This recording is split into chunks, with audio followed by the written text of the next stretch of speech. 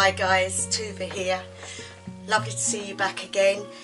I'm doing one this week which is quite different, but I thought being the beginning of a new year it would be great to do, and that is, are you a psychic witch or are you just a witch?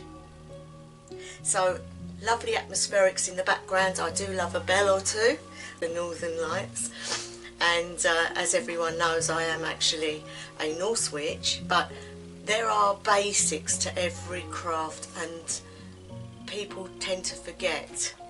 When you join a big coven, you are taught things principally, so you have rules to obey to and things that you mustn't do on your own at home. But the thing is, every witch needs to hone it in on their inner powers, because without those inner powers you cannot do spell work, you cannot do healing work, you cannot do anything. Everything would just be words and nothing else. Now there's a lot of people out there who train others that will say it's all scientific. Okay, so basically if you want to be doing really good spell work, if you want to be doing things that you can see actually work, you need to hone in on your abilities, and those abilities are within all of us. It's not just the witch or the psychic. It's the psyche within. It is the you within, and that's what we say when I say go within. That's what I'm talking about, homing in on what is your inner power. Now to attain that, you need to be able to learn how to build that up, and so there are exercises that you can be doing on a daily basis. Now a lot of people say I haven't got time to be doing this on a daily basis, but if you want to get the outcome you have to put the input, and this is a way of life. It's not just something you do now and again. If you are a true witch within, you will want to do this.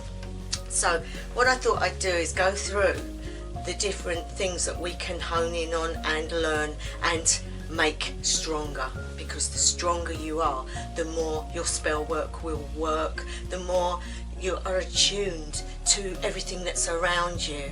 The meditating is very important, because we have to learn as witches to be able to visualize something as if it is real, as if it is there, that you can feel it, taste it and absorb it. So if you're doing a spell and you need to know what a person, or you've got a picture of a person and you put it to one side and you have to remember that person, every detail, and so you have to be able to visualize that person. Now in the beginning this can be very hard, because it's holding that vision in your mind, that of that person or object for a certain amount of time, and it can actually give you bad headaches to start with, because you are using a muscle to start up and get stronger. Now when you work that muscle, it's like when you go to the gym and work your muscles up on your body, it will get bigger, it will get stronger, and the more you do it, the more you use it, the bigger it gets and the stronger it gets. Now lots of people say, well, how do you know? Well, it has been scientifically proved that psychic people, or people that have been known to be doing magic and things like that, when they've passed away and they've had their brains opened up, obviously, for the autopsy or the post-mortem, they found that 9 times out of 10 the pineal gland is a lot bigger, and it isn't in people that don't do these things. The bigger and the stronger the pineal gland becomes, the bigger and open the eye, the third eye will become, the bigger and the better you will get from your third eye, because the third eye is connected all the way through, like the chakra system, all the way through from the beginning here back into the pineal gland, and then it comes out the other side at the back of the brain stem. So you say, well, is this, is it for real? Well, when you start off in your magical life, you will know at first everything becomes difficult to do. It's difficult to concentrate, it's difficult to bring anything to light on what you are doing. And you see other people, if you join a coven, you'll see what they can do, and you'll think, well, I'm the rubbish at this. But it's not to do with how good you are, it's to do with how much effort and time you put into it, because all things are attainable if you do so. And these exercises, which I'm going to show you a couple of them today, which will help enhance your magic, it will enhance your healings, and it will enhance your life, because it will make you more aware of what's going on around you, and so give you that option to deal with situations before they get out of hand.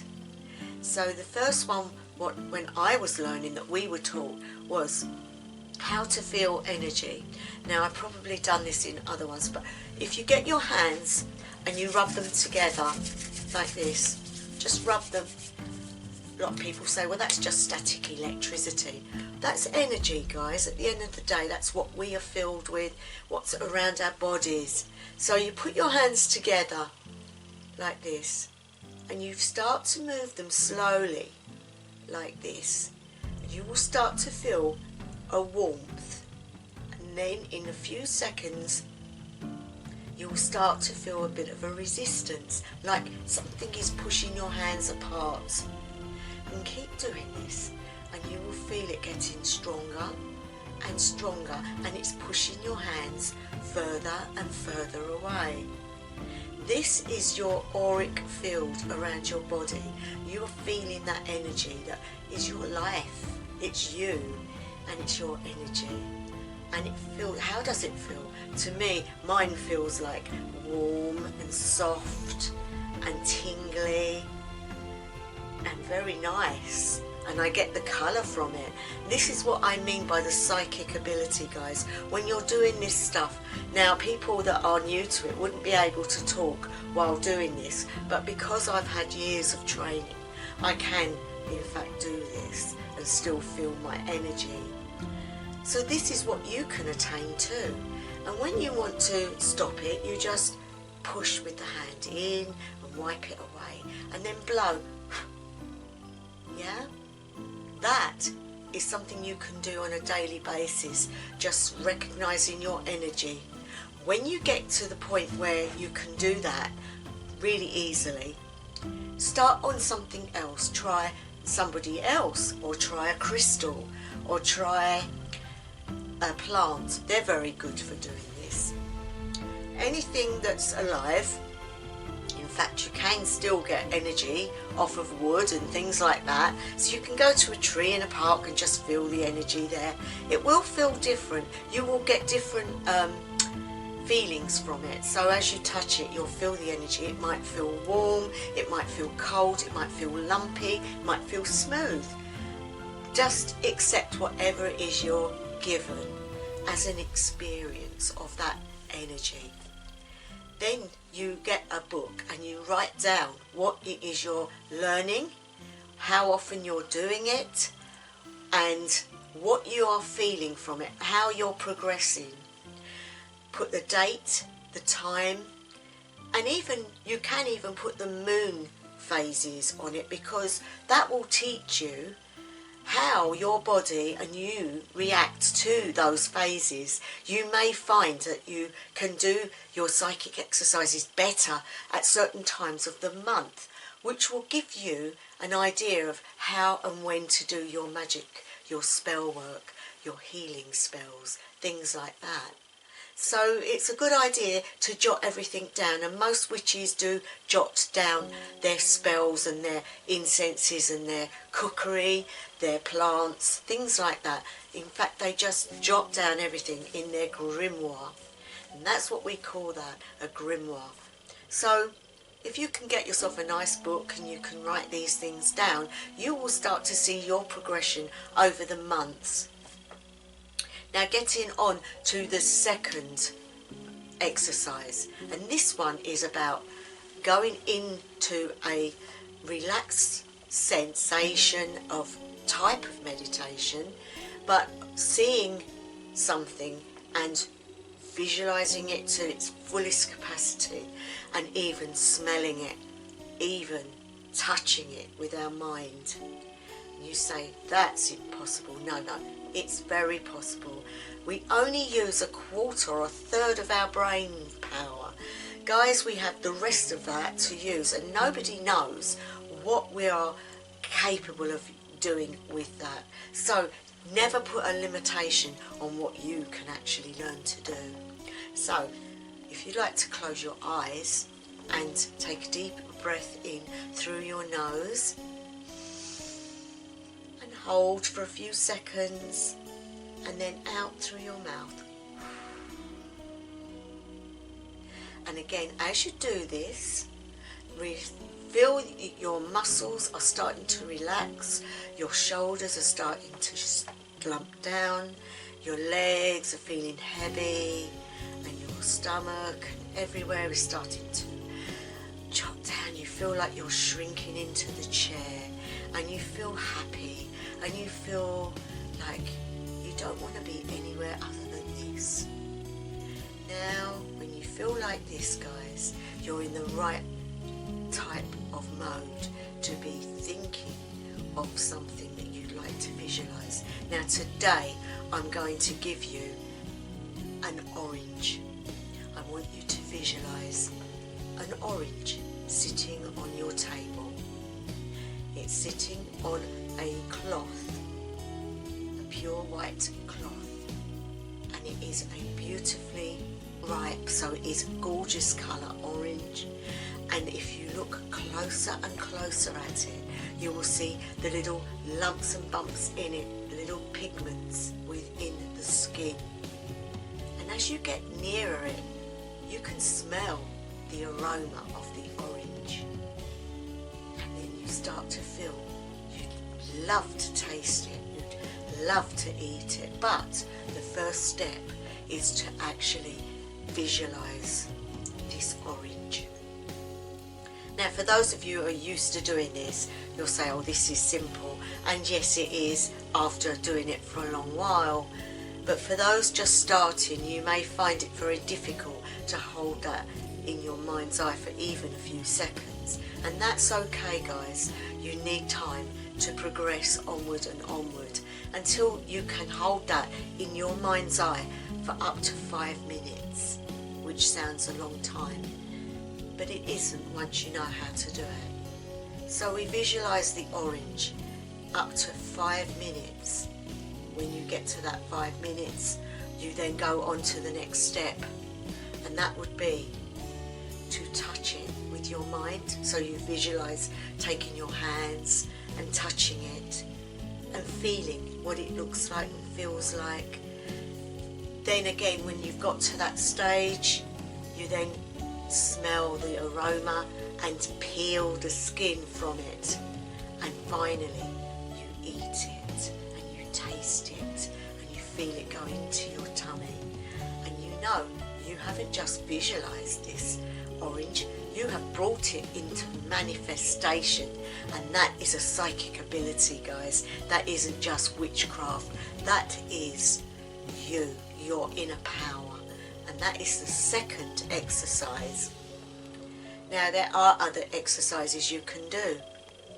One is to visualize the universal energy coming into your body and washing you completely through and taking all doubt, all negativity away, and making you open to anything that's possible. Now, if you do these 3 things daily and write down everything that you are doing and obtaining, you will find you will improve, and your spell work will get better, and your concentration will get better, and your visualization will be perfect. Once you get these things going, it will be really astonishing to you on how quickly you progress.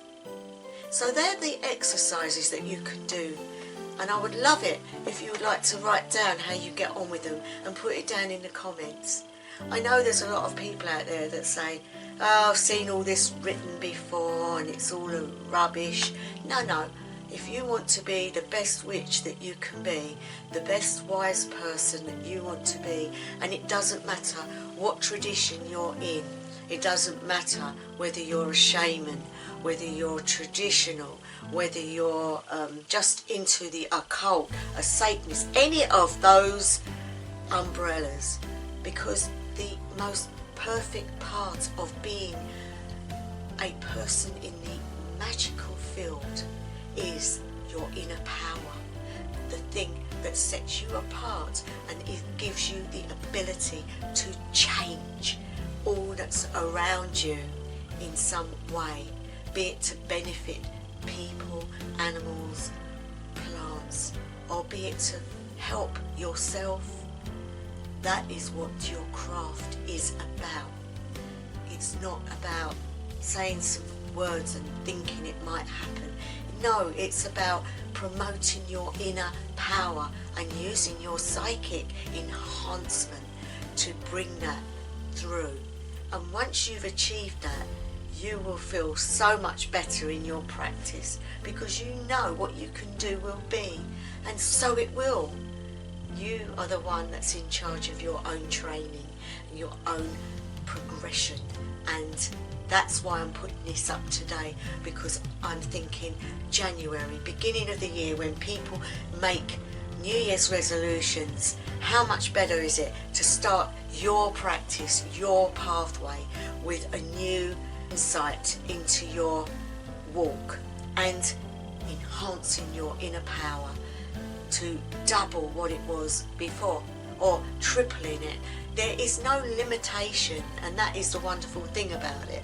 They say there are some powerful witches out there. Well, they don't sit and do nothing.